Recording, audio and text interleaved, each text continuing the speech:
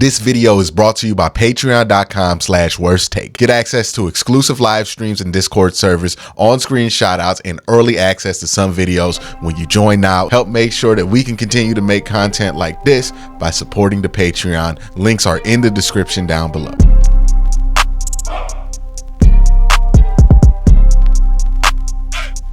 One of the things I love about free agency is that it's not just an opportunity to learn about what the Browns think about other players that are available in the league. It's not just an opportunity to learn what players the Browns might bring in, right, that we've seen have success elsewhere and now bring that success to Cleveland. But it's also an opportunity to see how the front office feels about its own roster. Because no matter how you want to dice it up, whoever the Browns bring in, especially in the free agency period, is a reflection on how they feel about the roster. Now, in the draft, I don't believe that it's as much as a reflection on the roster in the draft, because sometimes it's just about where the good players are and what positions they play kind of aren't as relevant. But in free agency, you are actively going after specific position groups because you feel like they need to be improved, and that's a direct indictment on whoever is on the roster or specific players in those spots on the roster. So what I want to do today is talk about the things we learned about the Browns through free agency. First thing that we learned, the Browns are higher on Jerome Ford than I think a lot of people in the Browns community are.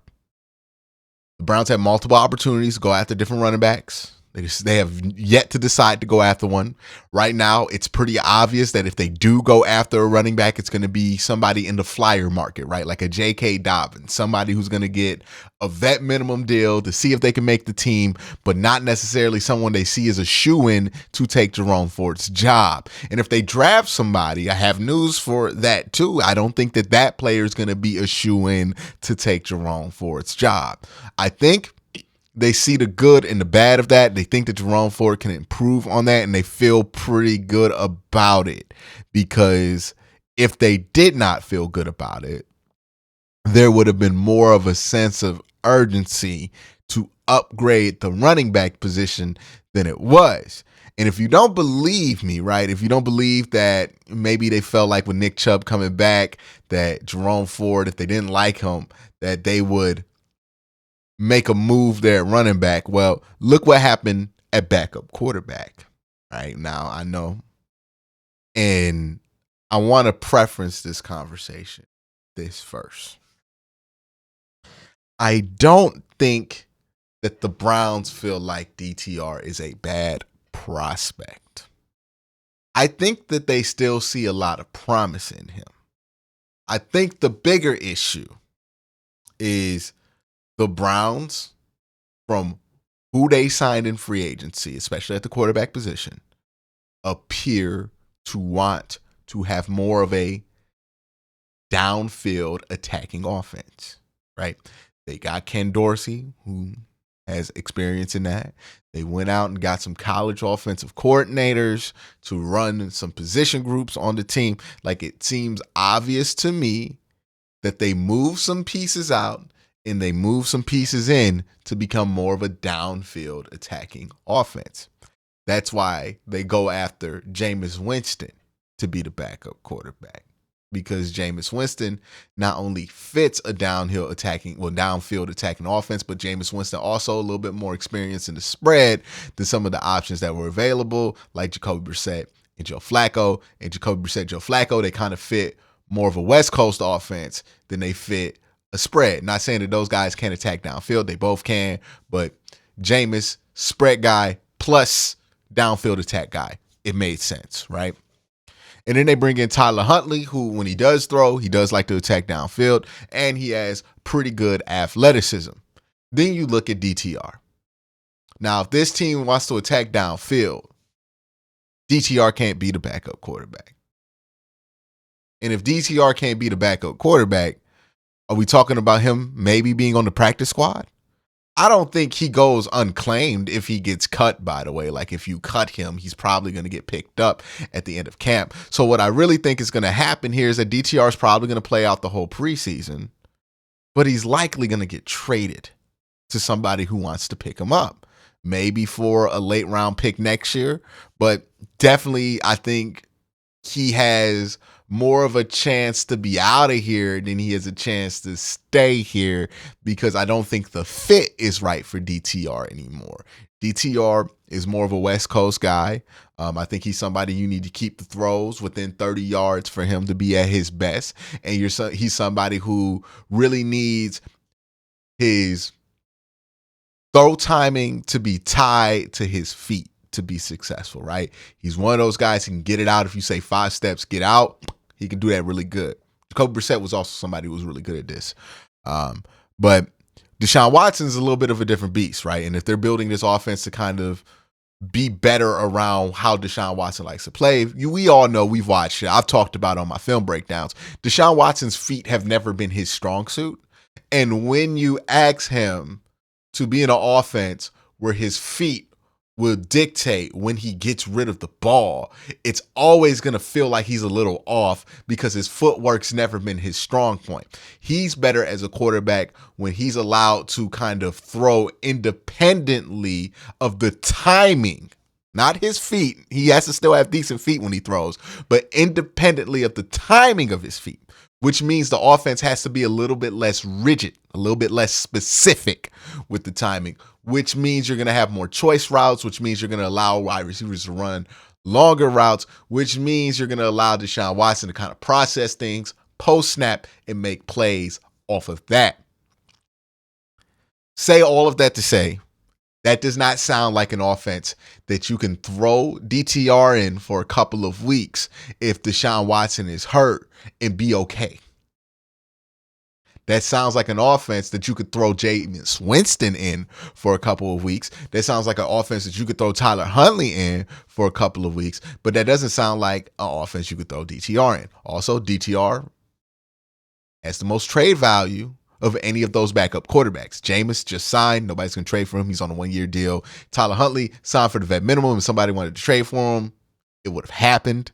I know people bring up Josh Dobbs, but Josh Dobbs signed an actual real contract with the Browns, not a vet minimum deal.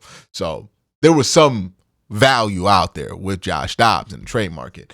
DTR under a rookie deal for the next 3 seasons. I think he'll have some value there, and I think somebody would pick him up off waivers if the Browns cut him, and the Browns, knowing that, will probably like to trade him to somebody who's willing to give him like a 5th or a 6th round pick for him, or maybe a player swap, right? I'm going to cut this guy, you're going to cut this guy, let's just make sure we get both the guys that we want.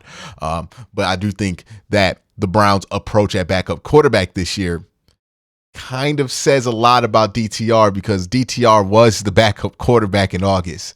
And for them to not feel so strongly about DTR not being the backup, that not only they're going to put Jameis as the backup, but they're going to have him compete at the very least with Tyler Huntley, tells me that they probably aren't as high on DTR as we would have thought. Another player that they are higher on, similar to Jerome Ford, than I think a lot of people thought, is Jerry Jeudy, obviously because they gave him that extension that proves that they're higher on him. But they really feel like he's going to blossom right now. I don't know what their opinion is of his tape in Denver, but their opinion is clearly higher than most people's opinion of that. I think that they think really lowly of the job that Russ has done there. I think they think really lowly of the job that Sean Payton and that staff has done in Denver, especially the year prior. And they think very highly of what Jerry Jeudy was able to produce outside of that. One of the things to note, I know people bring up the fact that Jerry Jeudy doesn't have 1,000 yards in his NFL career. And I do think that's being a little bit specific by putting it at 1,000. The reason I say that is because it's not like he hasn't had a season that is worthy of 1,000 yards. He played in 10 games. He played in 15 games at 972 yards in 2022. You imagine if he plays in 2 more games, he probably has over 1,000. And the production while he was out there was that of an 1,000-yard wide receiver, right?